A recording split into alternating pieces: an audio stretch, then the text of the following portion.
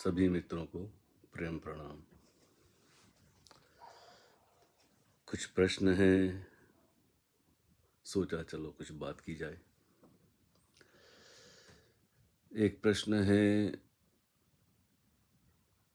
बहुत कुछ लिखा है इसमें, तो शुरू से ही शुरुआत की जाए। प्रश्न थोड़ा लंबा है, तो इस प्रश्न के पहले एक दो सूचनाएं सोचता हूँ जरूरी है। कहाँ से शुरू हुई थी बात? संस्मरणों से। उसके पहले कविताएं वगैरह शेयर करना सीख लिया था मैंने, फिर संस्मरण शुरू हुए। संस्मरण पूरे हुए लिखने का कार्य, तो सोचा कि जो बात कहनी थी वो सब कह दिए संस्मरणों में जो कुछ था। लेकिन सहज ही कुछ मित्रों के प्रश्न आ गए, तो महत्वपूर्ण प्रश्न थे, तो मैंने सोचा चलो उनका जवाब दिया जाए। तो उससे एक नई श्रृंखला शुरू हुई शुरू हो गई, जिसका कभी हमने सोचा नहीं था कि ऐसा होगा। तो प्रश्न के दो चार प्रश्नों के उत्तर देने के बाद और भी प्रश्न आने लगे मित्रों के, तो हमारे मन में प्रश्न उठते हैं, स्वाभाविक है। और कोई ऐसा व्यक्ति मिल जाए जिससे आपका तालमेल बैठता है, जिसकी बातें आपको पसंद आती, आपके हृदय को छूती हैं, तो अच्छा है। अवसर मिला है, हमें भी ऐसा अवसर मिला था शुरू शुरू में, बम्बई से लेकर पूना तक। तो बहुत सारे प्रश्न तो बिना पूछे ही हल हो जाते थे, और कुछ कभी कभी पूछ लिया करते थे, लेकिन मैंने सबसे कम प्रश्न पूछे हैं ओशो से। खैर, तो बात निकली थी कि ये श्रृंखला जो थी अप दीपो भव, तो लिखने का जितना कार्य चलता रहा, फिर पिछले 2-3 वर्षों से पढ़ने वालों की संख्या कम होती गई। तो मैंने सोचा क्या फ़र्क पड़ता है। तो लेकिन फिर लोगों ने सुझाव भी देने लगा, कुछ मित्रों ने सुझाव भी दिए कि स्वामी जी, अब वो पढ़ने का समय नहीं होता है, आप 4-5 पेज लिख देते हैं, 2-3 पेज तो कम से कम मैं लिखता ही था, तो इतना समय किसके पास है आजकल, तो आप बोल दिया करें। तो मैंने कुछ समय तक तो मैं टालता रहा, मैं क्या बोलना, और ना मेरे पास ऐसी कोई सुविधा थी, ना टेक्नोलॉजी का मुझे पता था। लेकिन जब समय के साथ परिवर्तन होता है, तो व्यक्ति में ही नहीं, समाज में भी परिवर्तन होता है, और परिवर्तन के साथ, सामाजिक परिवर्तन के साथ, टेक्नोलॉजी के साथ व्यक्ति में भी परिवर्तन आता है। तो फिर मैंने सोचा चलो, बहुत सारा लिखा लिखी की बात हो गई, अब देखा देखी बात की जाए। तो ये इस पोस्ट के साथ ही, ये है हमारा ख्याल है कि 596 इसका नंबर होगा। अप दीपो भव की श्रृंखला तो वही रहेगी, लेकिन अब लिखा लिखी क्योंकि बहुत हो गई और उसमें समय भी ज़्यादा लगता है, फिर एडिटिंग भी करनी पड़ती है, फिर उसके मुताबिक कोई चित्र भी तैयार करवाना होता है, करना पड़ता है इधर उधर से ढूंढ के। तो अब ये संक्षिप्त में बात हो जाएगी। तो आज से आने वाली सभी पोस्ट मैं यूट्यूब पे शेयर करूँगा, क्योंकि उसमें ज़्यादा सुविधा होती है और बहुत से मित्रों तक पहुंच जाएगी। हाँ, लिखने का कुछ हुआ, किसी प्रश्न का उत्तर मैं बोलना पसंद ना करूँ, लिख के देना चाहूँगा, तो फिर मैं फेसबुक पे, तो धीरे धीरे मैं फेसबुक से हटता जाऊँगा। अब सिर्फ सूचना दूंगा फेसबुक पर कि ये पोस्ट है, आप यूट्यूब पे जाकर देख लीजिए। तो यूट्यूब के लिए अच्छा है कि मित्र सब्सक्राइब करें, तो सही मित्रों की जानकारी भी हो, और प्रश्न भेजना हो तो फेसबुक के कमेंट में भेज दिया करें प्रश्न, ताकि लोगों को भी पता चले कि ये प्रश्न आपने पूछा है। नहीं तो मैसेंजर में भेजते हैं, तो वहाँ से प्रश्न लेके मुझे फिर उधर डालना पड़ता है, तो मैं ही भूल जाता हूँ। बहुत सारे प्रश्न गड्ढमड्ढ हो गए हैं, कभी प्रश्न पूछने वाले का नाम लिखना मैं भूल गया, और कभी वो कहाँ रखा है ये भूल गया। तो काफ़ी प्रश्न पड़े हुए हैं, समय आएगा तो धीरे धीरे जो भी मेरे सामने आ गया उसका जवाब देने की कोशिश करूँगा। तो ये तो बात होगी कि अब से YouTube पर सारी वीडियो शेयर होंगी। और ये प्रश्न पूछा है हमारे सुल्तान सिंह जी ने, तो देखते हैं कि स्वामी जी सादर प्रणाम।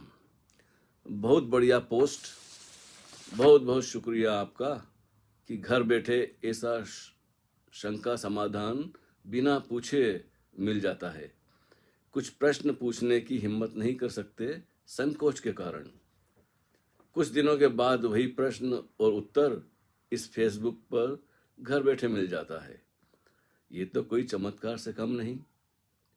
धन्य भागी हैं हम कि हमें ओशो और आप जैसे निखरे कुंदन, क्या क्या शब्द उपयोग करूं, वो शख्स मिले जिस पर आने वाले समय में ओशो प्रेमी नाज करेंगे। यह प्रशंसा नहीं कर रहा हूं स्वामी जी, ये मेरे होशो हवास के मुताबिक कह रहा हूं। अच्छा जी। यहाँ भारत में ओशो के सीनियर सन्यासियों में मेरे देखे अंगुलियों क्या लिखा है आपने, मेरे देखे अंगुलियों पर गिनने लायक जितने हैं, मेरा मतलब और बहुतों से भी है। सब अच्छे हैं, बहुत प्यारे हैं, जिनकी कोई मिसाल नहीं है। लेकिन जब ओशो के अंतरंग सन्यासी भी तू मैं करते हैं तो बड़ा अजीब सा लगता है। जैसे वर्तमान में कोई सखा नाम का ओशो सन्यासी, स्वामी अशोक भारती जी, स्वामी पूर्णानंद जी, स्वामी चैतन्य कीर्ति, स्वामी अजय भारती जी, शीला और भी बहुत से नाम हैं। क्या ये ओशो के कार्य का ही अंग है या विकृति है? एक नाम और भूल गया, मिस्टर स्वामी गोपाल दत्त भारती जी, यस पत्रिका के संपादक और ओशो कम्यून समाधि आदि आदि। स्वामी जी कुछ गलत लिखा हो तो गलत समझकर मुझे क्षमा सहित कुछ कहने की कृपा करें। सुल्तान सिंह जी, जो नाम आपने गिनवाए हैं और बहुत से नाम और भी बहुत हैं हाँ जी, बहुत हैं। जितने नाम आपने गिनवाए हैं उससे कई गुना ज़्यादा हैं, क्योंकि आपके समक्ष तो जो आपने भारत में रहते हुए देखा है, सुना है, मैंने भी उनको देखा है, क्योंकि फेसबुक की वजह से मुझे इन मित्रों के बारे में पता चला। अब आप पूछते हैं कि ये ओशो का कार्य कर रहे हैं या ये विकृति है, तो ये जो आपको दिखाई देते हैं आंखों के सामने या भारत में जिनकी चर्चा होती है फेसबुक पर हिंदी जानने वालों के समक्ष, बहुत सारे व्यक्ति हैं, ओशो के सन्यासी हैं, प्रेमी हैं, और अब सारी दुनिया का हिसाब लगाएंगे तो आप हैरान हो जाएंगे। हजारों हैं। ओशो का कार्य सभी करते हैं, क्योंकि जिससे प्रेम होता है हमारा, जिससे हम प्रभावित हो जाते हैं, वो गुरु हो या कोई नेता हो या फिल्म स्टार हो, तो हम उसी के गाने वाले हों, संगीतकार हों, तो चर्चा तो होती है। लेकिन जब धर्म का, ध्यान साधना का और गुरु का विषय आता है तो फिर मामला जरा गंभीर हो जाता है, क्योंकि प्रेम की चर्चा तो होनी चाहिए, ध्यान की चर्चा भी होनी चाहिए, ताकि लोगों में ध्यान साधना की प्यास जगे, स्वयं को जानने की ललक पैदा हो अंदर भीतर। और ओशो भी चाहते थे कि भाई ये चर्चा चलती रहनी चाहिए, क्योंकि बहुत सारे ऐसे बुद्ध पुरुष भी हैं जो खो गए हैं। ये तो ओशो की कृपा रही कि उन्होंने इन बहुत सारे बुद्ध पुरुषों के, जिनके हमें नाम भी पता नहीं थे, उनको फिर से जीवन प्रदान किया है, उनके सूत्रों पर चर्चा की है, ताकि हमें पता चले कि अलग अलग ढंग से लोगों ने सत्य को जाना है, स्वयं को जाना है, चाहे वो भक्ति का मार्ग हो, ध्यान साधना मतलब योग का मार्ग हो, ज्ञान मार्ग हो, कर्म योगी हो, न क्या क्या मतलब रहस्यवादी हैं, बहुत हुए हैं, संत हुए हैं। तो अब वही बात हमारे यहाँ भी शुरू हो गई है कि ओशो ने जब से शरीर छोड़ा है, उसके बाद बहुत से लोग के मन में आया कि भाई ये सिलसिला चलता रहना चाहिए, नए नए आश्रम बनते गए। अच्छा है, बनना चाहिए, अभी तो बहुत कम है। हर आधे घंटे के फासले पर हर शहर में एक छोटा सा सेंटर, घंटे 2 घंटे के फासले पर बड़ा आश्रम या कम्युन होना चाहिए, क्योंकि गलत सलत प्रचार करने वाले तो लाखों करोड़ों हैं। तथाकथित धार्मिक लोग भी जमकर प्रचार कर रहे हैं, भले वो झूठे हैं, वहाँ कुछ देने को नहीं है, लेकिन धंधा तो है, कारोबार तो है। अभी मैं भारत से लौट कर आया हूँ, 2-4 महीने हुए हैं मुझे लंदन वापस आए हुए। तो ऋषिकेश में रहा और न मालूम कहाँ कहाँ जाना हुआ, कोविड की वजह से अटक गया था। तो झूठ अपने प्रचार में बहुत आगे हैं। अब सत्य बोलने वाले भी चुप रहेंगे तो खो जाएंगे। फिर ये जो मंदिर, मस्जिद, गुरुद्वारे, काबा, काशी, और जेरूसलम और ना मालूम क्या क्या धर्म के नाम पर मज़ारें, दरगाहें हैं और बाबा इकट्ठे हो गए हैं। उन अब व्यक्ति परेशान है, अतृप्त है, कुछ कमी लगती है जीवन में। जिसके पास धन है उसे भी कमी लगती है, जो निर्धन है उसके पास तो कमी है ही।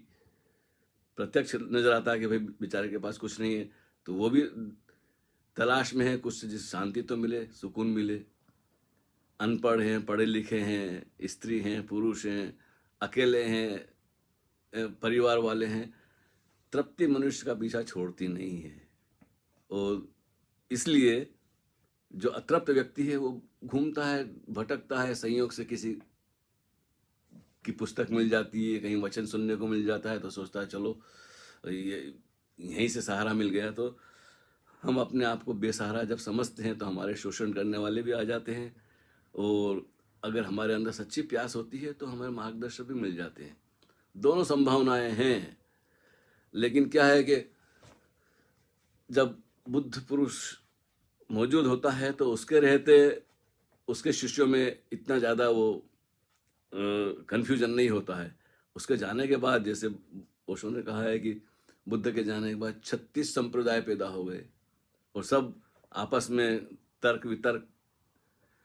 तो ऐसा अभी भी चल रहा है। आश्रम का जो हाल है पूना का, उसके लिए प्रयास कर रहे हैं कुछ मित्र। उनमें से हमारे ये स्वामी गोपाल भारती हैं, बड़े सक्रिय हैं। हाँ, इनसे तो मेरा मिलना हुआ है प्रत्यक्ष रूप से इनके साथ सत्संग हुआ है। और आपने और भी नाम गिनवाए, इनमें स्वामी चैतन्य कीर्ति, ये तो शुरू से ही मेरे सामने इनका संन्यास हुआ है बम्बई में 4 सितंबर 1971 को। मैं उस वक्त वहाँ मौजूद था जब आए संन्यास लेके। तो खैर इनकी यात्रा बड़ी अच्छी रही है। समर्पित शिष्यों में से एक हैं और सतत ओशो के कार्य में लगे हुए हैं। तो ये तो अपना कार्य बिल्कुल सही ढंग से कर रहे हैं, घूम फिर रहे हैं, और जितना इनकी सामर्थ्य है मेरा ख्याल है उससे अधिक, क्योंकि इस उम्र में भी इतना सक्रिय रहना और निरंतर सन्यासियों की और प्रेमियों के संपर्क में रहना, उन्हें मार्गदर्शन देना, हर एक बात पर चर्चा करना बड़ी जिम्मेदारी का काम है। बाकी और मित्रों का आपने नाम लिया है तो फिर मैं बिल्कुल साफ साफ कहूँ कि मैं उनसे व्यक्तिगत रूप से कभी मिला नहीं। हाँ, उनके बारे में फेसबुक पर सुना है, लोग मुझे इनवाइट करना चाहते थे, आप चलिए। तो मैंने कहा भाई मुझे कहीं जाने की इच्छा नहीं है, ना आपके गुरुओं से मैं मिलना चाहता हूँ, चाहे वो ओशो के सन्यासी हों, चाहे वो बुद्ध पुरुष हों, या बहुत भटक चुका मैं। और अब ज़रूरत क्या है, जब ओशो की बात पल्ले पड़ गई तो फिर अपने घर रहो, अपना मौज मजा करो। वो तो सदियों की बात थी कि मुझे जबलपुर से इनविटेशन, निमंत्रण मिला, तो मैं भी हैरान हुआ कि भारत में इतने सारे सन्यासी हैं ओशो के। जबलपुर वाले, ये जो कार्यक्रम हुआ था, उन्होंने मुझे कैसे निमंत्रण दिया। हमारे एक दो मित्र हैं, शायद उन्होंने कहा होगा कि स्वामी जी को लंदन से बुलाइए। तो मेरे मन में भी ये कहो कि लोभ जग गया, भाई इतना बड़ा फंक्शन हो रहा है और बड़े बड़े लोग आ रहे हैं। तो मैंने सोचा चलो अपनी पुस्तक का भी विमोचन करवा लेंगे। तो उनसे साफ बात हुई थी मेरी। जो वो क्या कहते हैं, भोपाल का जो आश्रम था ना, कम्यून था या आश्रम था, मैं तो कभी वहाँ गया नहीं। उनके पहले भी फ़ोन आए हैं मेरे पास, 10-12 साल पहले 2-3 बार फ़ोन आ चुके थे। लेकिन मैं विदेश में रहता हूँ, मैं भोपाल जाके क्या करूँगा, ना मैं उनको जानता था। तो मैंने कोई ख़ास उनसे ज़्यादा बात नहीं हुई। मैंने कहा जब भारत आऊँगा तो मुलाकात होगी। खैर, जब इस बार मुझे निमंत्रण मिला 2 साल पहले, वही 2019 में 11 दिसंबर को जो बड़ा फंक्शन हुआ था मध्य प्रदेश सरकार की तरफ से, तो मैंने हाँ भर दी। और मैंने सोचा चलो, फिर उनसे एक शर्त रखी थी कि मेरी 2 पुस्तकें हैं, संस्मरणों की 3रा भाग और 4था भाग, अगर आप उनका विमोचन करते हैं तो मैं आऊँगा। वो तो कोई वजह मुझे लगती नहीं। तो उन्होंने कहा था जी 11 दिसंबर को हम आपकी पुस्तक का विमोचन करवाएंगे।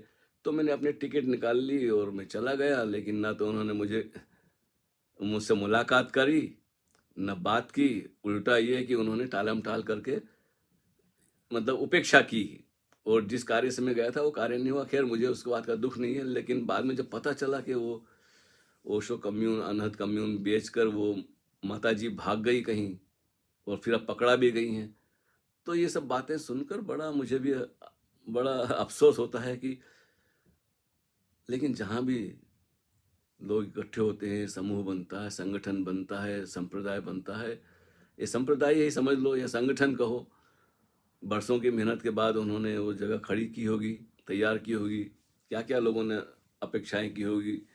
और मैंने तो सुना था कि अच्छा काफ़ी चल रहा है, काफ़ी लोग आते-जाते हैं, वहाँ शिविर वगैरह होती है, लेकिन अचानक ये कोविड में पता चला कि वो ईसाइयों को बेचकर चली गई।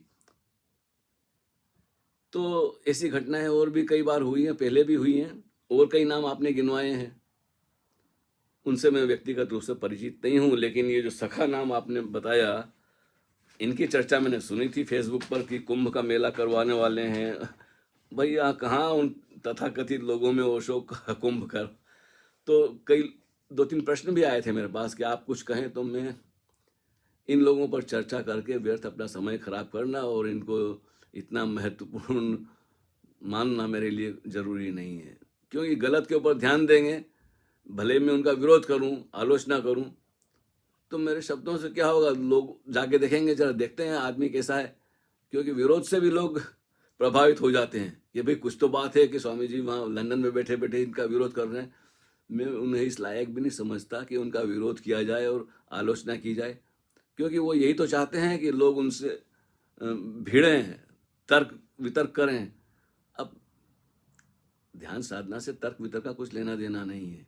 जिसके अंदर प्यास जगी है, वो अपनी ध्यान की विधि सीख ले। ओशो ने जो बहुत सारी विधियाँ दी है, किसी भी एक विधि को पकड़ के समग्रता से उसमें जुट जाए, लग जाए, तो घर बैठे ही बात बन सकती है, किसी के आगे-पीछे भागने से।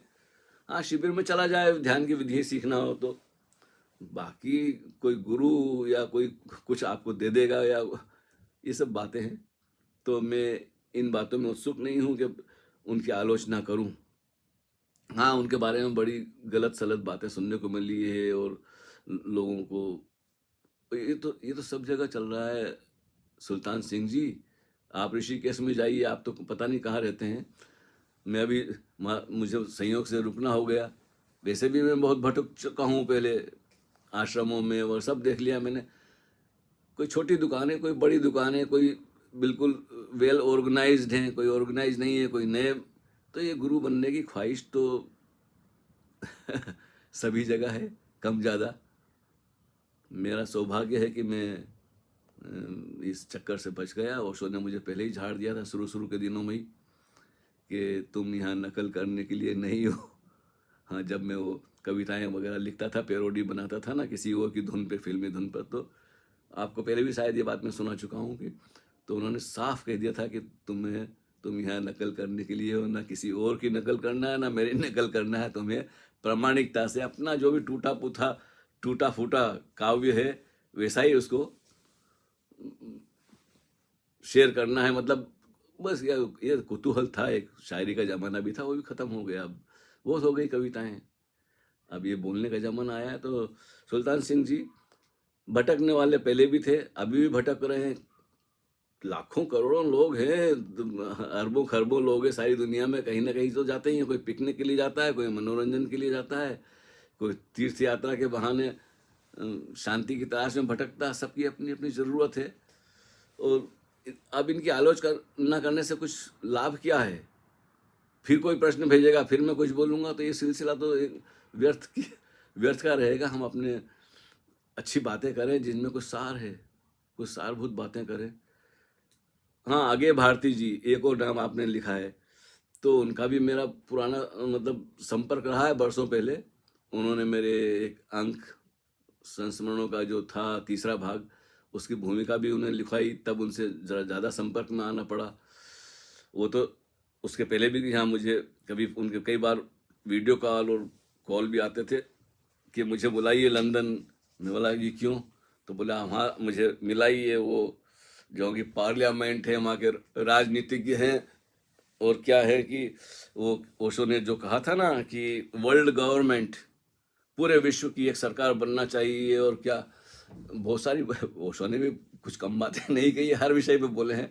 मुझे तो सब कुछ याद नहीं है, लेकिन इतना मुझे याद है कि वो चाहते थे कि वर्ल्ड गवर्नमेंट हो, भारत के बारे में और सारा सबके बारे में बहुत कुछ किया है।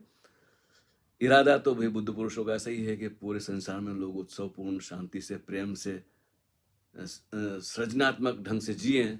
लेकिन वो प्रयोग भी किया ओशो ने, बहुत नगर बसाने की कोशिश की, लेकिन कहाँ, अमेरिका ने उखाड़ के फेंक दिया।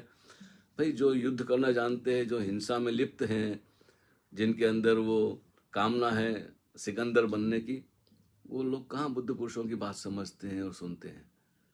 तो ऐसा है कि बुद्ध पुरुषों को जो कहना था वो कह दिया, जगाना था जगा दिया, और अब भी जो ओशो की बात समझते हैं वो अपने अपने ढंग से उसको अभिव्यक्त करते हैं। उसमें गलत लोग भी आएंगे, क्योंकि गलत लोगों से ही कारोबारी लोगों से कोई धन चाहता है, कोई पद चाहता है, कोई गुरु होना चाहता है, कोई कोई तंत्रा मास्टर बने हैं। यहाँ तो विदेशों में तो बहुत हैं, उनके नाम आपको पता नहीं है, इसलिए आपने सिर्फ वही जो आपने फेसबुक पे या जिनके नाम भारत में सुने हैं उनके बारे में कहा है। नहीं, ऐसे तो सारी दुनिया में चल रहा है, और ओशो के पीछे ही नहीं है। हमारे क्या कहना चाहिए, रमन महर्षि वाले हैं, जय कृष्णमूर्ति वाले हैं, गुरुजीएफ हैं। आप उन लोगों के संपर्क में नहीं आए, उनमें कुछ अच्छे भी, अच्छे बुरे हर जगह होता है, क्योंकि न भला हुआ पैदा, न बुरा है आदमी, अलग अलग सांचों में ढला है आदमी। तो क्या है कि हर एक की अपनी कंडीशनिंग है, कहाँ से आया है, किस परिवार से आया है, क्या शिक्षा मिली है। और जब पद आ जाता है हाथ में व्यक्ति के, तो उसकी नीयत भी बदल जाती है। पद के कारण नहीं, शक्ति आ जाती, धन आ जाता है। अब देखिए ना, पूना का कब से चल रहा है, जो करना था, लूटना था, वो लूट के विदेश भाग गए। और उनके जो चमचे हैं, भाई जयचंद भी तो बहुत हैं जगह जगह जयचंद भरे पड़े हैं, चाहे वो राजनीति हो, धर्म हो या संप्रदाय हो। जहाँ भी धन होगा, पद होगा, वहाँ ये हमें दिखाई दे या ना दिखाई दे, बहुत सारी बातें तो बिल्कुल इतनी वेल ऑर्गेनाइज होती हैं कि अंदर के लोगों को सिर्फ पता होता है, बाहर के लोगों तक खबर तक नहीं पहुंचती है। और बड़े बड़े घोटाले हो जाते हैं। देखो ना, महात्मा गांधी ने कुछ कम घोटाला किया, नेहरू ने। अच्छे अच्छे लोग छोड़ के मैदान भाग गए, सुभाष और वल्लभ भाई पटेल, और भी कई थे जिन्होंने अपना जीवन दे दिया, लेकिन गलत लोगों के हाथ में सत्ता आ गई। तो जहाँ भी ऐसा है, धन है, पद है, प्रतिष्ठा है। अब धन इतनी बड़ी शक्ति है आजकल के ज़माने में कि लोग बिकने को तैयार हैं। तो लाख तुम चिल्लाओ, शोर मचाओ, लेकिन धनी व्यक्ति है, कोर्ट कचहरी उसके हाथ में है, पुलिस वाले उसके हाथ में है, वकील उसके हाथ में है, उससे पेशी के लिए आना भी नहीं पड़ता, अपने चमचों को भेज देते हैं बार बार। अब कब तक लड़ेंगे आप? जिनके पास इतना अपार धन है, उनसे आप सत्य का मुकाबला, वैसे सत्य की जीत होती है देर अबेर, तो उसके लिए प्रयास जारी है। मैंने भी शुरू में एक वो लोगों के मित्रों के सुझाव पर एक वो समुराई, ओशो समुराई नाम से शुरू किया था कि भाई आप सब मिलके कुछ बनाइए, क्योंकि कुछ लोग हैं वो बातों से नहीं समझ सकते, वहाँ बल का प्रयोग होता है। जब आपको पता है कि फलाना ढोंगी है या गलत कर रहा है, उसका रिकॉर्ड खराब है, लोग उसकी शिकायत कर रहे हैं, परेशान हो रहे हैं। अब नया व्यक्ति तो किसी भी जाल में आ जाता है, नया व्यक्ति किसी भी चक्कर में फंस जाता है, क्योंकि उसके अंदर भी प्यास है, वो भी शांति चाहता है, सुख चाहता है, आनंद चाहता है, ध्यान चाहता है। तो अब ऐसे तो बहुत हैं, वो ओशो के पास भी नहीं आए, वो तो कहीं साईं बाबा के चक्कर में या किसी शिरडी साईं बाबा के वहाँ भीख मांगने निकल गए। तो लोगों को ऐसा लगता है कि मांगने से कुछ मिल जाएगा, किसी के आशीर्वाद से कुछ मिल जाएगा अगर आशीर्वाद से मिलता तो भाई उसको ही मिल गया होता, वो आपसे क्यों फीस लेते। और मैं उस धन के विरोध में नहीं हूँ। जब कोई संस्था बनाता है, जगह खरीदता है या किराए से लेते हैं या सुविधा जुटाता है आपके लिए, और आप 2-4 दिन के लिए वहाँ जाते हैं, शिविर के लिए जाते हैं, तो धन तो खर्च होता है, उसके बिना तो संसार चलेगा नहीं। तो रीजनेबल तो सब जगह स्वाभाविक है। आप लोग मनोरंजन के लिए फिल्म देखने जाते हैं 3 घंटे, तो उसमें भी तो कुछ पैसा खर्च होता है ना। तो ये तो फिर सत्य का मार्ग है। तो ऐसा भी नहीं है कि एकदम मुफ्त में लोग, फालतू के लोग आ जाएंगे। नहीं तो ओशो ने तो वुडलैंड से शुरू कर दिया था 10 रुपया टिकट उनके प्रवचन का। उन दिनों मेरे पास 10 रुपया भी नहीं हुआ करता हुआ करता था भाई, बड़ी बात होती थी 71 में 72 में 10 रुपया होना। लेकिन मैं अंतरंग का था, तो थोड़ी दिन तो मैं फ्री में गया, लेकिन फिर मुझे ही अच्छा नहीं लगा। मैं बोला नहीं, हम वो कैसेट सुन लेंगे या कहीं कोई उपाय करेंगे, क्योंकि मांगना भी अच्छा नहीं लगता है ना। फिर कमाते थे इतना कि अपना गुजारा कर लेते थे। तो ऐसे लोग भी हैं जिनके पास आर्थिक सुविधाएं इतनी अच्छी नहीं है जो पूना में जा सके, लेकिन ओशो के प्रति प्रेम तो बहुत है उनके हृदय में। बड़े भाव प्रधान लोग हैं, मुझे मिले हैं। और उस वक्त भी बड़ा मुश्किल होता था उनका, पंजाब से, गुजरात से, और खासकर अपने यूपी, बिहार, नेपाल से कई लोग आते थे, तो बस वो आने जाने में इतना खर्च हो जाता था कि वो वहाँ ठहर नहीं पाते थे। तो हर एक की अपनी समस्याएं हैं। इन समस्याओं के बावजूद भी अच्छे लोग भी हैं जो बिल्कुल निष्पक्ष होकर ओशो का कार्य कर रहे हैं। गलत सलत लोग तो हमेशा हर जगह आते जाते रहते हैं, और उनको उनके बारे में चर्चा करना व्यर्थ है, क्योंकि वो चर्चा से समझ गए होते तो ओशो ने कभी का सारी दुनिया को रूपांतरण कर दिया होता, अगर ओशो की बात सब समझ गए होते। ओशो के सन्यासी में ही नहीं, वो अपने किसी और मकसद से आए हैं, और वो अपना मकसद पूरा करने में लगे हैं। उन्हें कुछ और चाहिए, और नया व्यक्ति तो आ ही जाता चक्कर में, फिर धीरे धीरे छूट भी जाते हैं लोग। मैंने देखा है कई लोग ऐसे लोगों के पास जाके, मुझसे मुलाकात हो गई तो मैंने कहा कि अच्छा हुआ आप छूट गए जंजाल से, अब अपने अकेले रहें। वो ध्यान साधना का मार्ग है, अकेले का मार्ग। विधि सीख सकते हैं आप, शिविरों में जाके, ध्यान केंद्र में जाके, आश्रम में जाके थोड़े दिन रह भी सकते हैं। लोगों से मिलना जुलना भी अच्छा है, सन्यासियों से, मित्रों से, जहाँ ओशो के बारे में प्रेम की, ध्यान की चर्चा हो, तो उसमें कोई हर्ज नहीं है।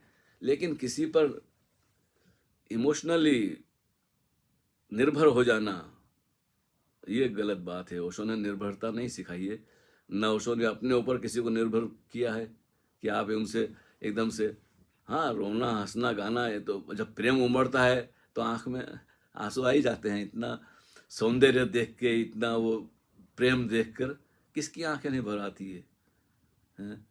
तो वो बात अलग है। और उसी के कारण जो हमारा भाव प्रधान लोग होते हैं ना, जिनके हृदय में ओशो की एक शब्द ऐसे गूंजते हैं कि उनका रोम रोम तरंगित हो जाता है।